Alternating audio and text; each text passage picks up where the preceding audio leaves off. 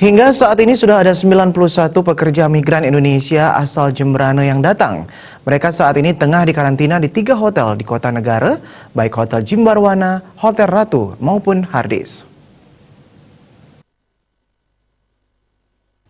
Jubir Humas Gugus Tugas Percepatan Penanganan COVID-19 Jemberana, I Gusti Agung Arisande, didampingi Ketua Bidang Humas Gugus Tugas Percepatan Penanganan COVID-19, Kadis Kominfo Jemberana, Made Gede Budiarte mengatakan, pekerja migran akan datang lagi secara bertahap, sehingga pihaknya masih melakukan penjajakan terhadap hotel yang bersedia menjadi tempat karantina pekerja migran.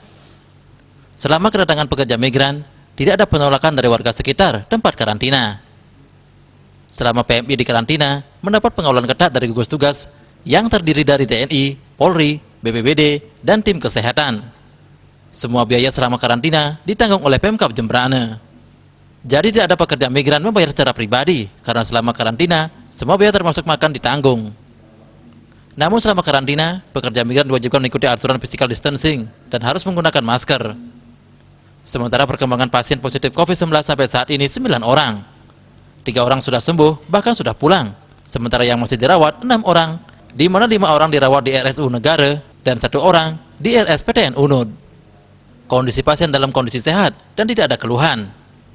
Jumlah ODP sampai saat ini 138 orang. ODP yang masih mengikuti isolasi mandiri 60 orang dan sudah selesai isolasi 78 orang. Pihaknya berupaya maksimal untuk memutus rantai penyebaran virus corona di Jemberana. Pertama, per hari ini, laporan hari ini, ODP di Kabupaten Jemberana berjumlah 138 orang. Dari 138 orang tersebut, yang masih melakukan atau mengikuti isolasi diri di rumah sebanyak 60 orang. Sedangkan yang sudah selesai isolasi diri di rumah dalam keadaan sehat sejumlah 78 orang. Witari dan Posbir